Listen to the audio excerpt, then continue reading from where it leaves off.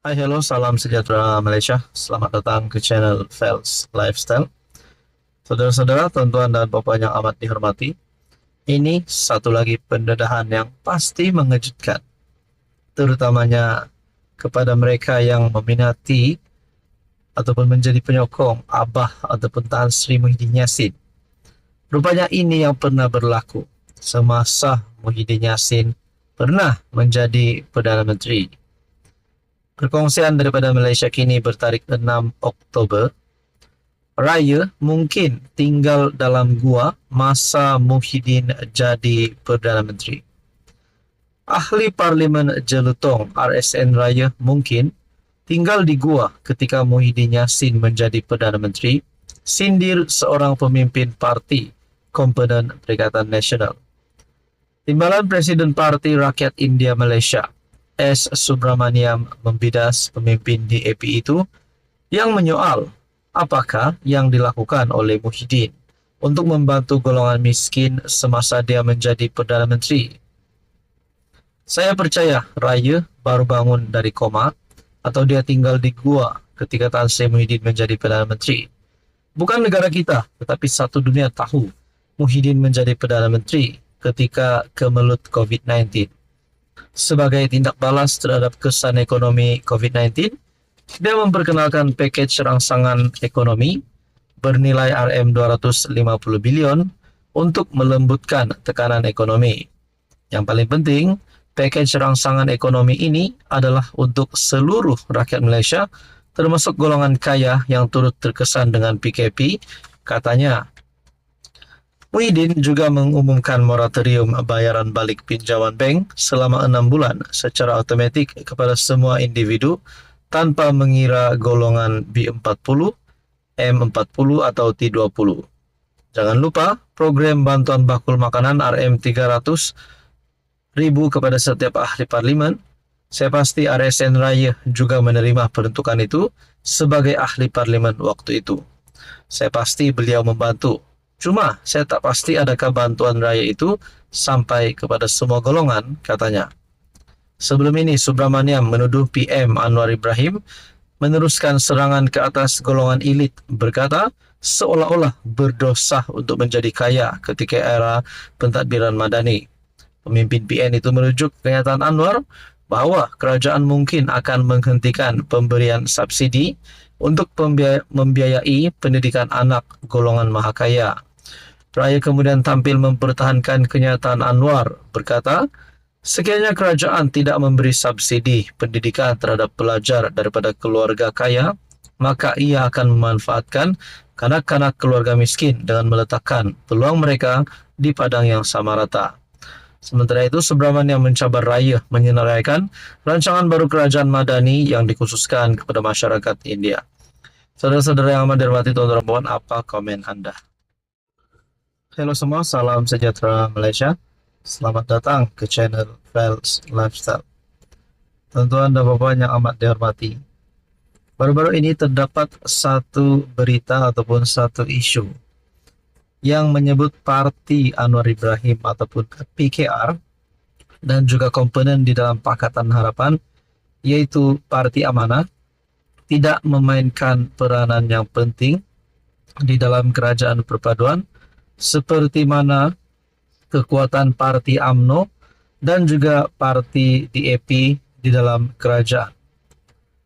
Saudara-saudara, berkaitan dengan isu ataupun berkaitan dengan persoalan ini, adakah relevan untuk PKR dan Amanah tidak memainkan peranan yang penting ataupun tidak memberikan impak kepada kerajaan perpaduan, sedangkan Anwar Ibrahim adalah Presiden PKR sendiri? Saudara-saudara, kalau benar PKR dan Amanah tidak memberikan impak yang baik kepada kerajaan, adakah beberapa pemimpin di dalam PKR ataupun Amanah akan berpaling tada? Nah, itu menjadi persoalannya. Berkaitan dengan isu ini, tulisan daripada Syabudin bertarikh 5 Oktober, PKR, jangan kecil hati dengan Nur Jazlan. Walaupun sudah berlalu, masih ramai yang bercakap mengenai teguran ahli MT UMNO Nur Jazlan Muhammad yang menyatakan PKR dan Amanah bukanlah pemain sebenar dalam politik negara ini. Pernah kata kepimpinan UMNO ataupun teguran daripada ahli Majlis Tertinggi UMNO Nur Jazlan berkata PKR dan Amanah bukanlah pemain sebenar dalam politik negara ini. Adakah ini akan mengundang kepada perselisihan di antara parti UMNO dan parti PKR? Nah, itu menjadi persoalannya. Sebaliknya, kata timbalan Speaker Dewan Negara itu, UMNO, DAP, dan GPS di Sarawak adalah watak utama dalam kerajaan perpaduan yang ada sekarang. Dalam konteks permainan poker politik, hanya mereka yang benar-benar ada skill, kekuatan, dan pengalaman saja yang layak dan mampu bertahan di meja utama. Saya nak ulang semula, kata timbalan Speaker Dewan Negara itu. UMNO, DAP, GPS di Sarawak adalah watak utama dalam kerajaan perpaduan yang ada sekarang. Sedangkan Anwar Ibrahim adalah Presiden PKR sendiri. Adakah ini akan menimbulkan ketidakpuas hati di antara pemimpin PKR bersama dengan pemimpin UMNO yaitu Nur Jazlan? Bagi saya, hanya UMNO, DAP, dan GPS saja yang boleh diibaratkan sebagai pemain poker profesional yang tahu bila nak bluff, bila nak raise, dan bila nak ambil risiko. Parti ini saja pemain sebenar dalam politik Malaysia sejak awal merdeka dulu, kata beliau. Sehubungan itu, beliau juga mengingatkan kepada PKR dan Amanah bahawa politik ini bukan sekadar berharap kepada nasib semata-mata. Dalam kerajaan perpaduan, UMNO dan DAP adalah pemain utama yang menguasai meja poker sebab kita ada kekuatan ahli penyokong dan jentera. PKR dan Amanah kena sedar, mereka tidak ada kelebihan tersebut. Jadi mereka patut tak boleh duduk di meja poker. Biarlah saya cakap terus terang, bukan setakat dalam politik di nasional, di peringkat politik di Johor pun PKR dan Amanah kurang layak duduk semeja main poker politik.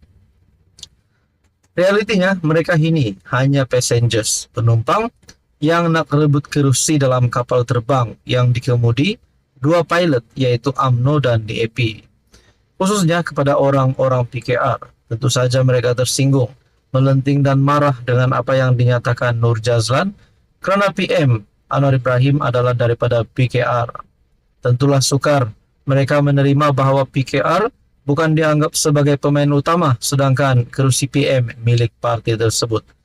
Tetapi sebelum mahu membuka mulut dan mendongakkan, meluahkan rasa marah, lihatlah realiti dulu. Tanpa UMNO, dapatkah Anwar jadi PM? Tanpa sokongan UMNO, mungkinkah datang sokongan daripada GPS? Sekali setelah terbentuk kerajaan perpaduan, lihatlah realiti sekali lagi. Bukankah yang paling mewah menuai buah kejayaan daripada ladang kerajaan ialah UMNO, DAP, dan GPS? Tidakkah semua ini menandakan ketiga-tiga parti itu merupakan pemain utama yang memang disedar oleh Anwar sendiri? Jadi saudara-saudara, di dalam tulisan ini berkata, UMNO dan GPS juga tidak mustahil akan bekerja sama semula dengan PN sebagaimana mereka pernah bekerja sama sebelum ini jika bersama PH tidak lagi menguntungkan mereka. Kata bijak pandai, tiada musuh yang kekal dan tiada kawan sejati dalam politik. Yang kekal selama-lamanya hanyalah kepentingan pribadi. PKR dalam hal ini kenalah sentiasa sedar dan ingat diri, kata Syahbudin. Saudara-saudara, di dalam politik apa saja pun boleh berlaku. Menurut Anda, apa komen Anda?